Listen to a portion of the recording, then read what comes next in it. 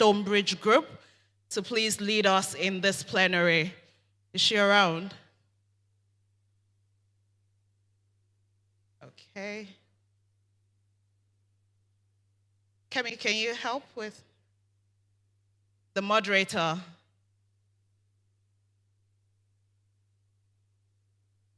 All right. Okay, maybe while we're waiting for that to be sorted, maybe we can put up the QR code again for those who might not have been able to scan that earlier. How is the summit going, though? Wait, I'd like some feedback. How is the summit going? Oh, no. Is this lunch hunger? What exactly is going on? How is the summit going? Let's put some energy to it. Okay, I'm seeing thumbs up. Okay. Thank you very much. We're still in for a lot of... There was the data that came out just 2 days ago. Our manufacturing sector is significant. There's significant improvement, significant increase in activity of the manufacturing sector. And this is happening on the base of on a solid base that we have the country now. Good. Honorable Minister, thank you for that. And that's the right time to now deep dive into your responsibility as the Honorable Minister for Education. This conference is well themed as new voices, new approaches for accelerating gender-inclusive society. Honorable Minister, just a few weeks ago, the federal government of Nigeria actually unveiled a new basic education curriculum, which is alongside your special initiative called Nursery and the existing, approach called DOTS. Honorable Minister, can you help us understand, based on all of these policies, what does inclusion really mean for the federal government when it comes to our education? How do we include and ensure that we do not leave behind women, girls, children, and people living with disabilities? So it's framing around inclusion. What does it mean for you and for your agenda as the Minister of Education? Thank you. You've asked a lot of questions there, and I'll try to streamline it. But let me begin by saying, and I said this last year, the best investment any country can make is to educate a woman. Once you educate that girl child, once you educate that woman, you've broken the shackle of poverty continuously in that family. And let me tell you, once that girl child gets well educated, at that point, that girl child will get a good job. The children that girl child has will go to school. They'll be well catered for. Better nutrition, better improvement in health indicators as well. So if any country wants to break poverty, the best and the most logical investment to make is educating girl child. Now, what are we doing at the Ministry of Health about gender equity and inclusivity?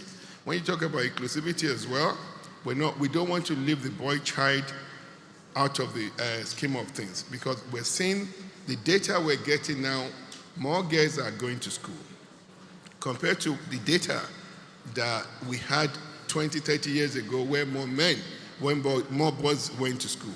More girls are going to school. We also don't want to leave our boys behind.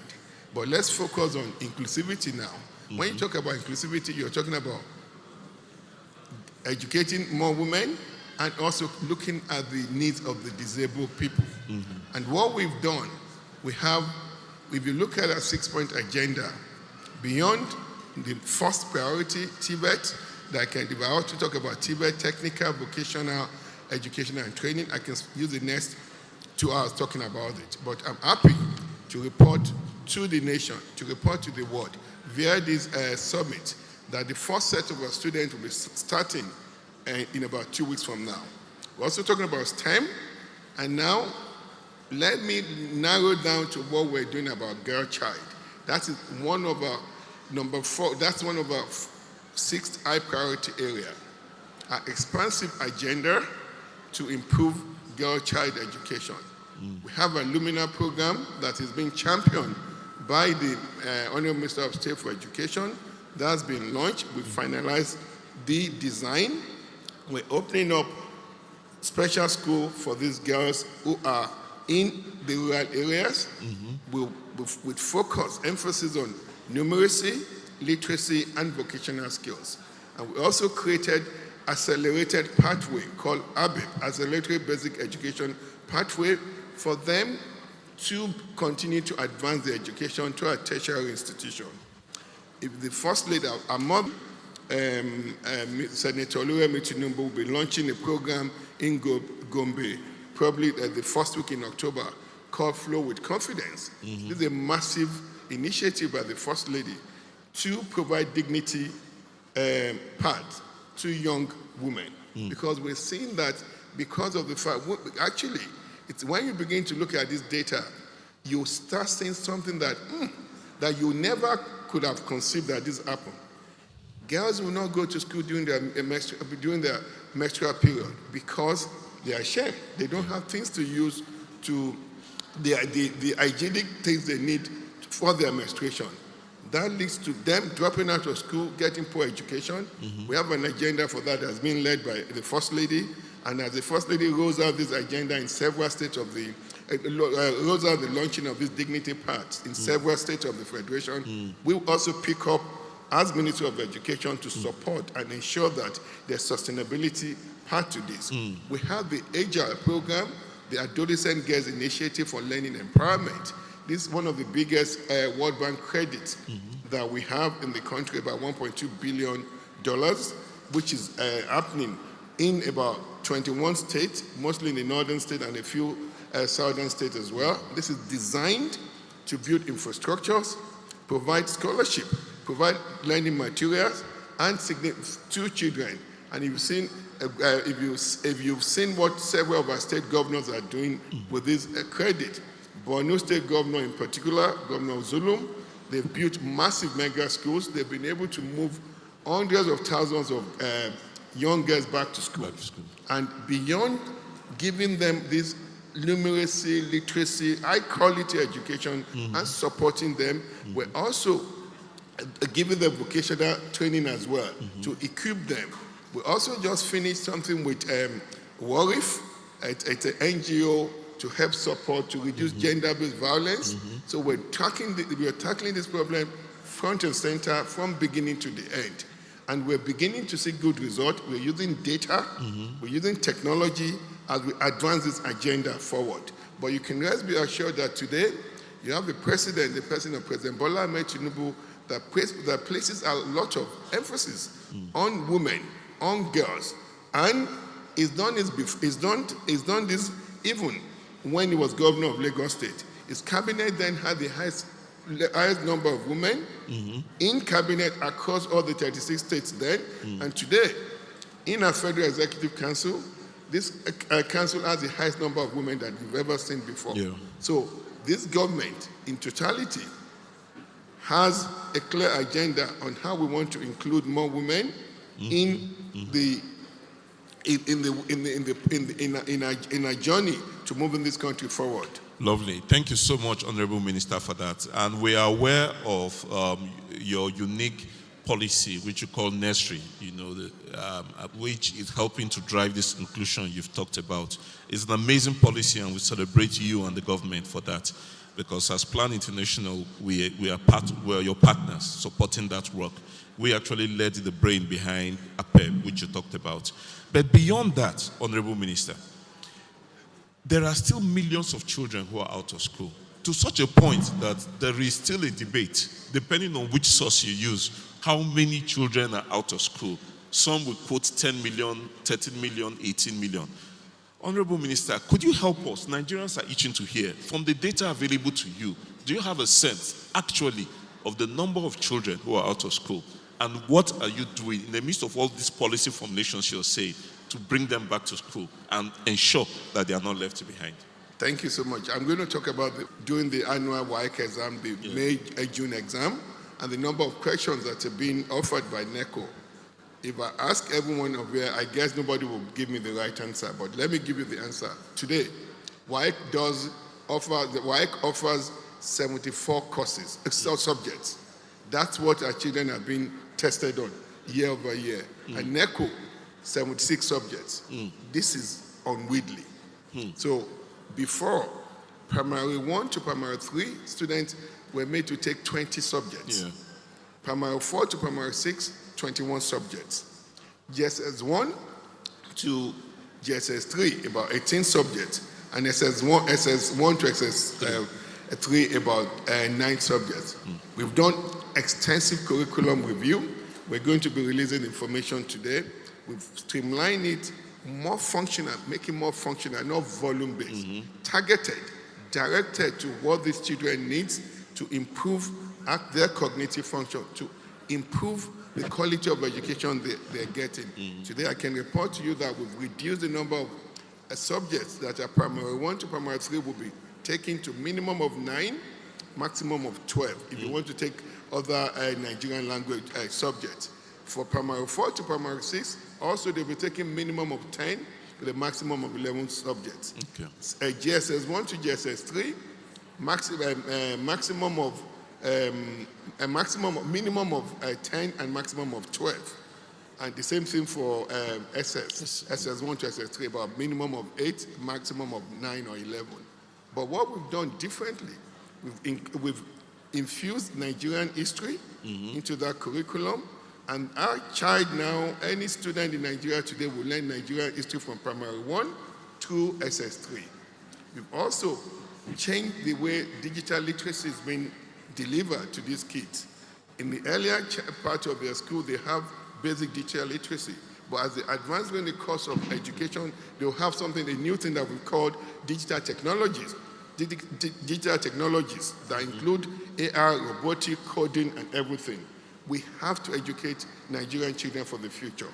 So with this curriculum review, which is the bedrock, foundation of the quality of education we want to deliver to our children, we've done that, and that will take effect from this September 2025-2026 academic session.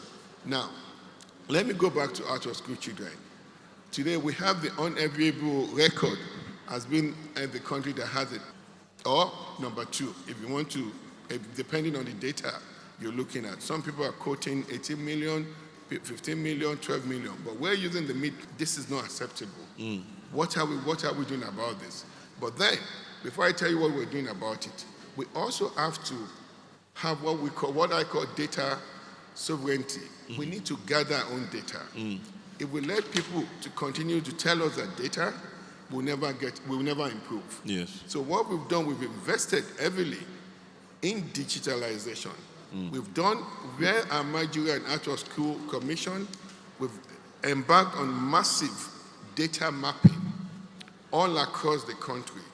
And I can tell you, we're seeing, beyond the interventions that we've done, we're seeing some improvement in the number of out of school children. We're bringing more kids to school. But before I tell you what we're doing on that, let's talk about data, because like the president would say, if you don't have data, it's like you're flying blind. But once you have this data, you see where your problems are, what interventions you need to make, and as you intervene, you monitor your outcomes and see if your outcomes are working. With our extensive data mapping of out-of-school children, we're using biometrics, we're using geospatial mapping as well. We know where these out-of-school children are. We're doing the mapping all across the country now. But I can tell you now, by the time we've been to states like Edo State, Ebonyi State or so, or Enugu State, we're actually finding it difficult to see out-of-school children. We're not finding a lot of out-of-school children there. I know we have some geographical preponderance, geographical deviation in some states, mostly in another state that have more out-of-school children. But I can tell you, I don't believe we have 15 million. But then we want to come up with a data that will be validated, that people can check. But the way the component of the data we're doing will identify, we map out that child to their home, their age, their biometrics, and the reason why they're out of school. And what we're seeing now, the reason why kids are out of school is not due to terrorism or banditry. It's almost 95% financial. No money. They don't have money to feed. They don't have money to buy uniform. They don't have money to buy instructional materials. So what have we done? We have our conditional cash transfer. And what we're doing uniquely, we've worked with the Ministry of Humanitarian Affairs to start school nutrition. So we're deploying that, we're piloting that, and now let me tell the nation now, the way we're doing this school feeding, it's different from the way it was done before. We've invested hundreds of billions or trillions of naira in school feeding. The kids were not getting the right feeding. What we're going to do now, we're using technology. We're going to do conditional cash transfer to the mothers, because there's no mother that would want our son, our daughter to go one day without feeding. Yeah. So we've done the basic amount of money. We've modeled the amount of money that we're going to give those parents. The mother, not the fathers. Yeah. We'll give them for a child. I think the last modeling we do, we haven't finalized the number, but don't quote me yet. Don't quote me on that. We're working on between 250 naira to 500 naira per day for a decent meal. Yeah. Over 20 days of school, we give the money conditional cash transfer to that mother to buy the ingredients and the foodstuff they need. We're going to link the conditional cash transfer to attendance in school. If you're and this percentage of the percentages of attendance, we haven't finalized it yet. Just for purpose of conversation, as we're doing now, if your son or daughter has about 90% attendance, you get 100% of the amount. Between 90 to 75%, you get about 75% of the money. Anything short of 75%, you don't get money for the attendance. So these will encourage the mothers, the parents, to get their kids to school. And as these children get decent, balanced meal and in school, it would help improve their head status, it will help improve attendance, and it will also help improve retention in school. We're also, beyond what we're doing with the school feeding, the conditional cash transfer, we're also going to be giving the supplying school uniforms, and for going to be giving the supplying school uniforms. And for a change in the history of this country, we've engaged more with the private sector. We brought in the private sector to support the agenda of reducing out-of-school children, and beyond just not bringing them into school, keeping them in school, retaining them in school. We finalized a model approach of what we want to do. And also to improve capacity in our private schools. We've met with the private sector now. We've done all the mapping. We will be to go to these private schools, and we'll pay tuition.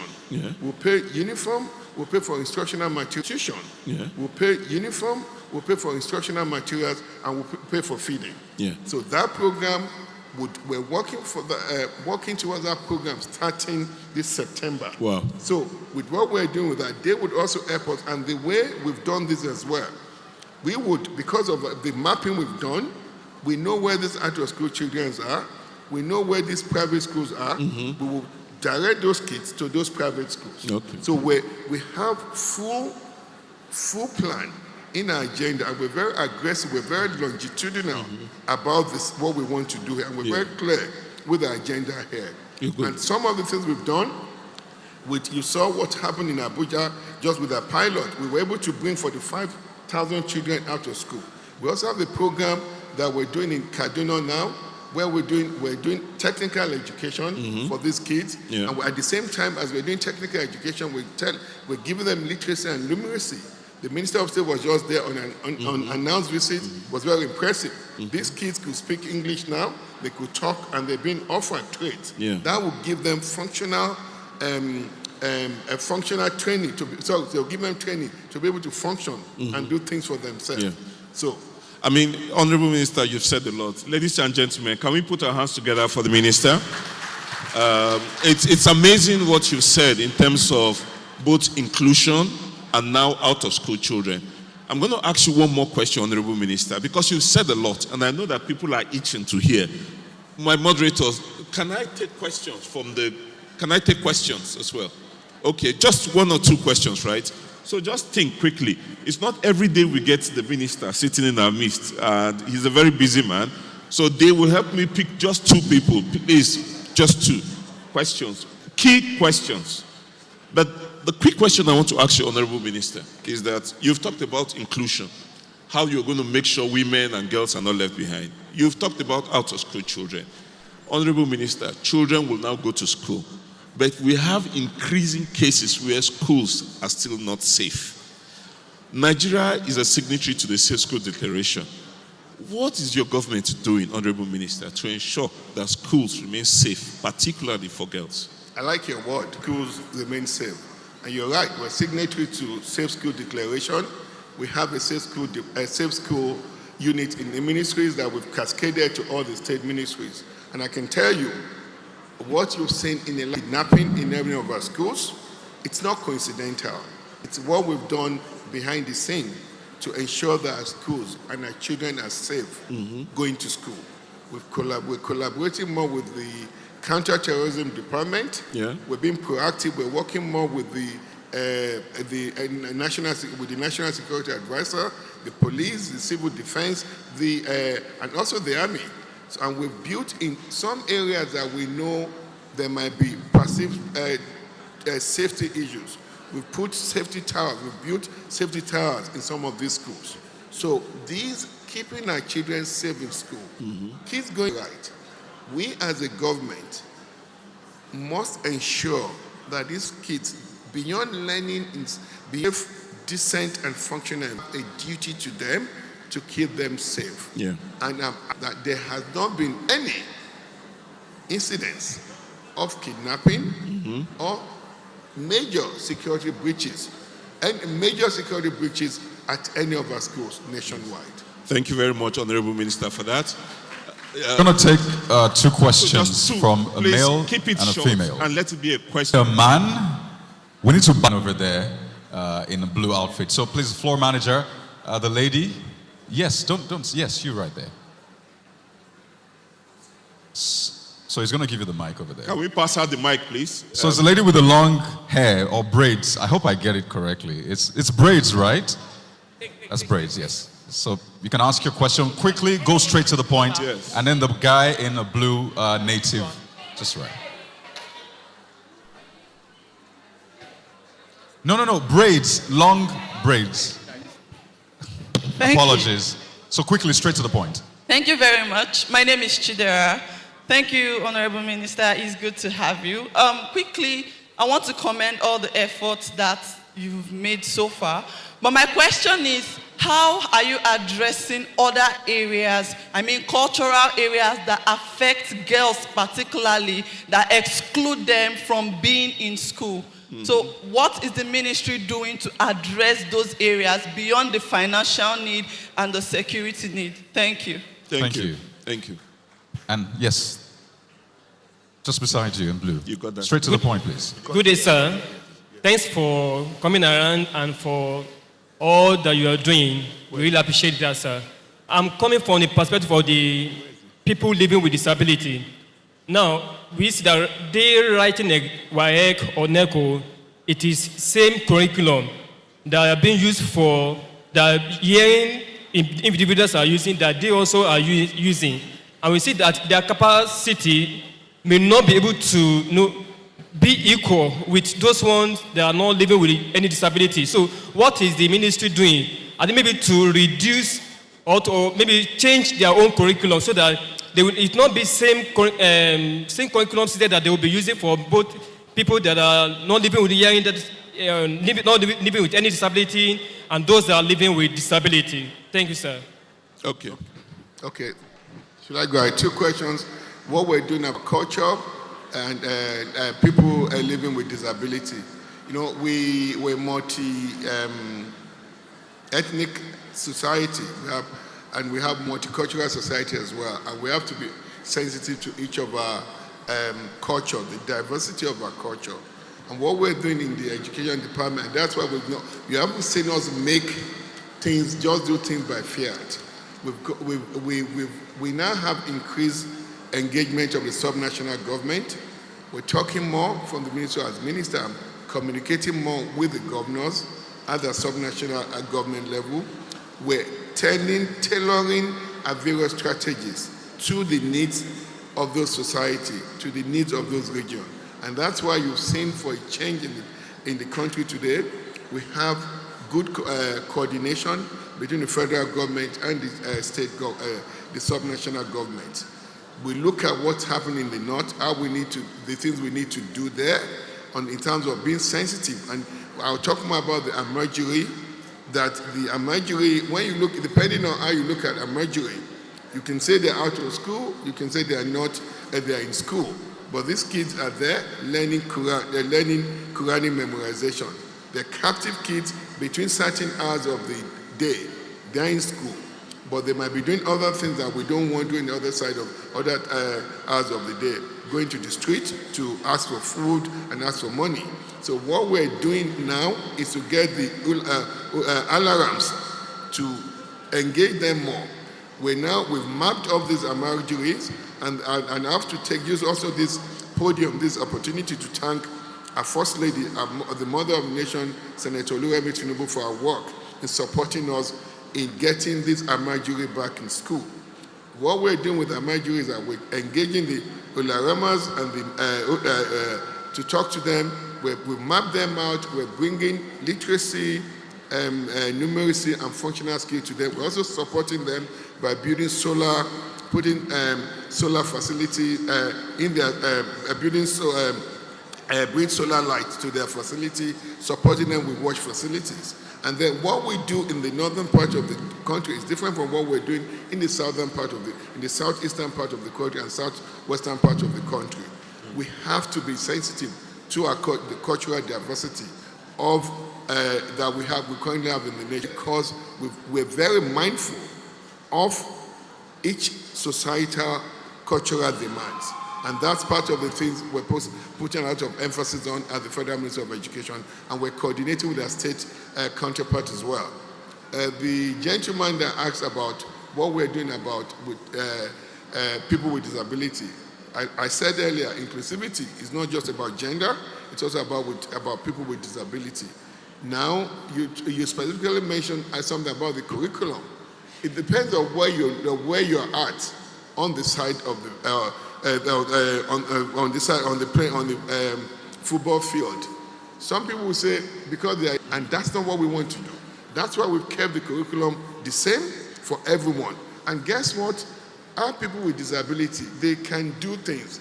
I went to King's College. I saw King's College today had the last time I visited, they had well over 20-something blind students functioning, doing the same exam, passing. Going to things you do, and I'm sure people will follow up with more questions to your ministry. But on behalf of the summit, we just want to thank you for the time and for the information you've shared with us. Thank you so very much. Thank you very much. And just before you go, Honorable Minister, I would like to take quick photographs. I'd like to quickly invite the same people who came up earlier to take photographs of Chairman NASG, Chairman PIC, NASG CEO, PIC ED, GS25 Technical Advisory Chair, and Co-Chair. Please let's come up to take a photograph with the Honorable Minister.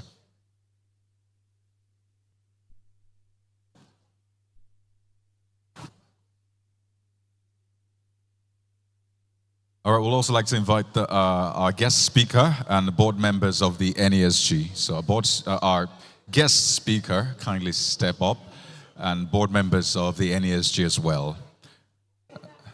The more the merrier, that's the saying, right?